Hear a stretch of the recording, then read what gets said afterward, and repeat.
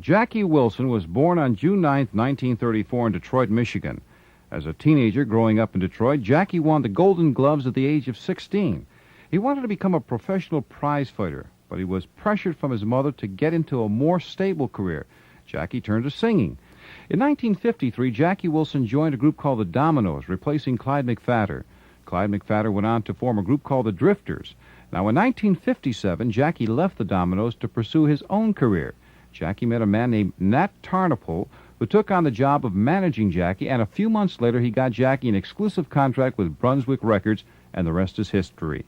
You're about to hear an interview with Jackie and myself. Well, actually, I met Nat through the late Al Green, who was the manager of Laverne Baker at the time, and we were all from Detroit. Nat was a young, hot-headed kid that wanted to get ahead, and he was doing all the publishing for Al Green. And, well, at least Al Green took me when I left the Dominoes, and he started to manage me. And he got me a contract through Laverne Baker with Decca, which was for Brunswick. And then, well, God rest his soul, he died. And then Nat decided he was going to try his hand. Although there was several other guys around, Nat just packed up one day and took me by the arm with his raincoat, and never forget it, and we ran. Now, in 1957, this was a big year for you because that first hit record on Brunswick came about, Reet Petite. How did that happen? That happened to a young man that I don't know if you know very well, but he's got a small label. I think it's called Slowtown. No, Motown. His name is Berry Gordy Jr. He was doing the writing for us then. Berry Gordy followed with another hit record right on the heels. That's Why. How about that one? What can you remember about that song? I remember that, well, I liked it, but I was very hoarse that day on the studio. I couldn't hardly talk because I had been working so hard, you know, with the other songs and on the road. And so I couldn't hit, as Nat would call it, bird. They used to say, hit the bird, man, hit the bird, which is the high note. Now you had your first hit record, and Jackie Wilson's all of a sudden became a familiar name with disc jockeys around the country. But I think it was the spring of 1958 when your first gold record came about, which was a ballad called To Be Loved. Was there a special story behind that one? Well, actually, that was Berry's idea, too, and also his penmanship. He decided I could sing better than I could gimmick. He wanted to prove I could do both. Well, you had a song that came out around 1967 that, to me, was almost note for note the Jackie Wilson of the 50s.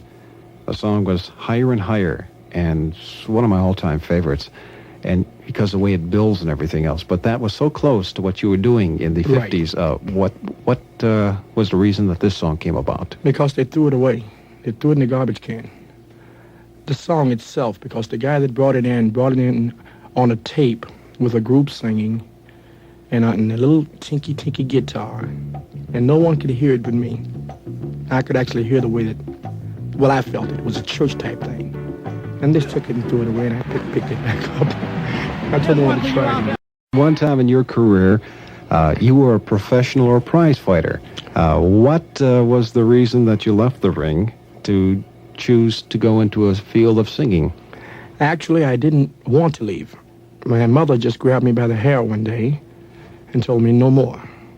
Well, actually what happened, I had a good record, and I had won Golden Gloves in Michigan with a mustache, and I was only about 16. I was supposed to be 18, the whole bit, and I was just getting real good, and she walked to the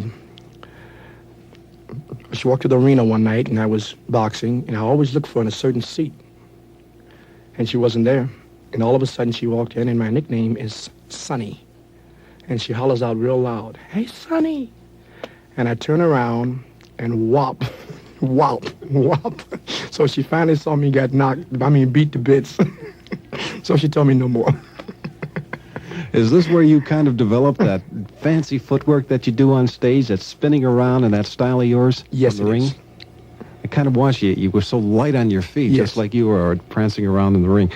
There's one area in your career, it's been a tragic one, but I'm sure you've probably, something good has come from it. But in 1961, a near-fatal accident happened when one of your frenzied fans approached you with a pistol and you got shot. I was shot in the stomach. And, well, I still have the bullet. I still carry it. It's in my back, but it's in a safe place. I just can't move it because it hasn't moved. And well, it's not a nice story, but it's not a bad story, because actually the young lady, that's why we didn't prosecute her. She wasn't shooting at me. She was going to shoot herself. And when a person's a little off at the time, and they're kind of strong, I grabbed the pistol, but I am the one that got shot. People have described your singing voice and style almost to be operatic. Did you ever have any formal training in this area? Well, I can give credit to Mr. Billy Ward for that. He was a vocal coach at Carnegie Hall, and I studied under him for 2 years straight. Why was it, or how was it that you never recorded for Berry Gordy and Motown? Was there a reason for that? Well, I was recording before he got Motown, and I was with Brunswick, and we had no complaints. What makes Jackie Wilson still go? What makes you want to keep performing the way you do? Well, actually, Norm, there's somewhere I want to go. I just don't know where. I want to act, but not necessarily. I also want to be a disc jockey secretly. That's true.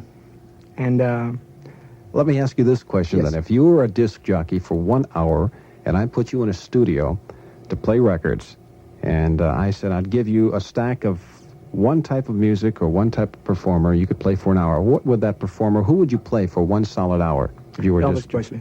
Elvis Presley? Yes. That's interesting. Why would it be Elvis Presley? Because he's a very good friend of mine. I know a lot about him. I could talk a lot about him. In a very nice way. Right. He also did me a great favor once. I was in Hollywood, California, and I was playing a club called The Trip. And we were having a little difficulty getting people to come out, at that particular time. So he came out twice for me. And, well, you couldn't get in. And they said, if Elvis goes, then it must be, hey, let us go, man. When you're not performing, are there any performers or special types of music you enjoy listening to? Yes. I like all types, because actually if I'm available, as you say, if I'm off work and I'm somewhere like Vegas, or I might be in Lake Tahoe, well, I'll go catch just about anybody. But I love Sammy Davis. I just love to watch him.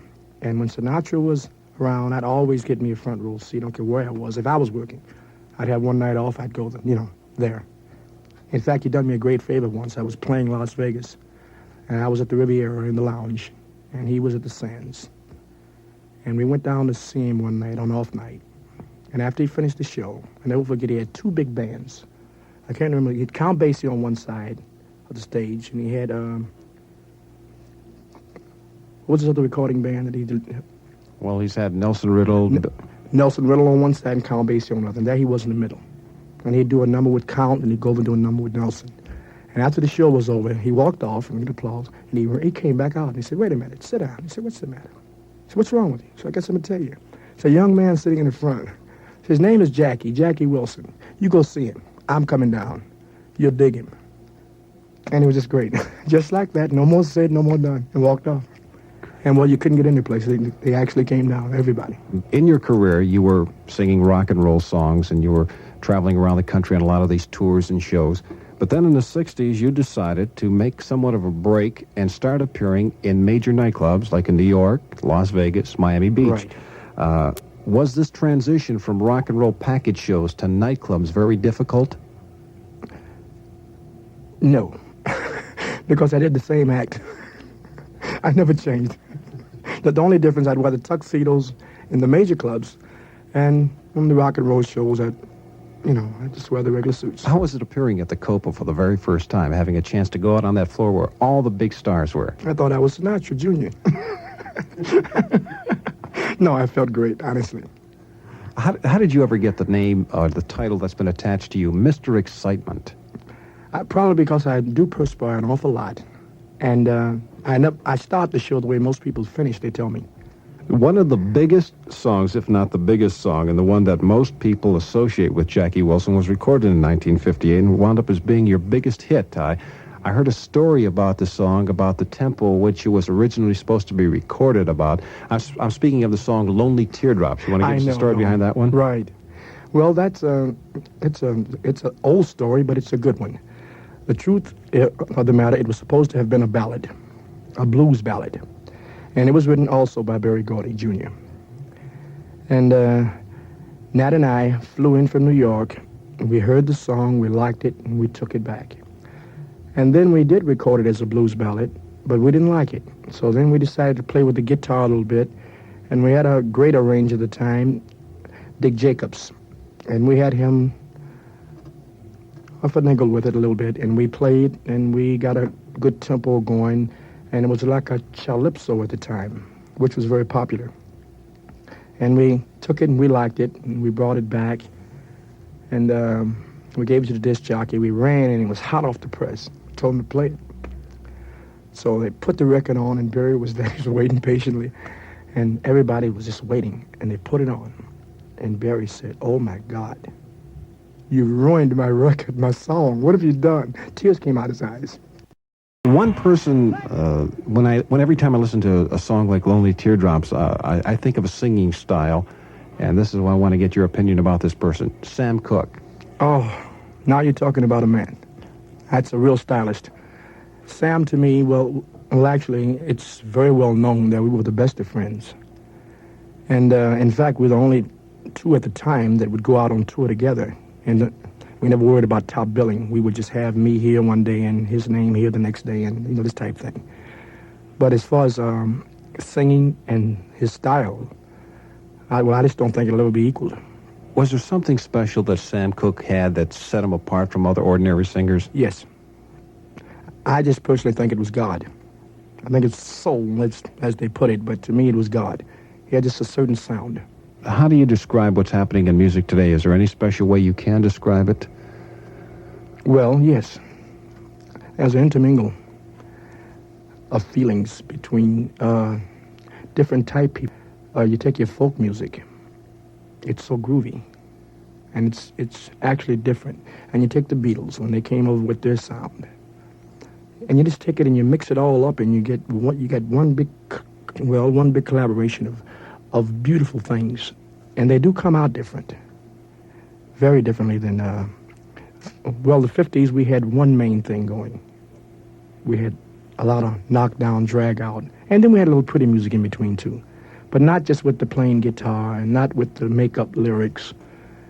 And in the make-up studio, no more lead sheets. Who needs them? We go in, and you just cut. And it's just, well, I dig it, Jackie, isn't it another thing, being a performer and having a chance, you feel that one great thing I've always felt about music is it can communicate to all kinds of people. It has no color line. It is so great that music sometimes can reach people more so than all the talking, all the politicians, or anything else. You can reach people, all kinds of people. Well, that's true, because of that I have noticed in my working that I find certain people, they won't clap for certain songs, but they will clap for what they came to hear. And that's a variety of things. Some people want to cry. Some come to laugh. Some come to knock down, drag out. Some come to just plain listen, study. And then there's some that just come because they really enjoy watching their favorite performer. And it's a beautiful feeling and a beautiful sight to see. Ladies and gentlemen, it's a pleasure to be back, like I said. And God knows I hope to be back in the near future very soon. Thank you very much. In the meanwhile, may I say, whatever goes up has a tendency most time to come down. Now, we all know that. We also know that what goes around eventually comes around. But I'd like to say that nobody does anything wrong unless they want to do it. By the same token, no one does anything right unless they want to do it. Think about me, and I'll be damned if I won't think about you.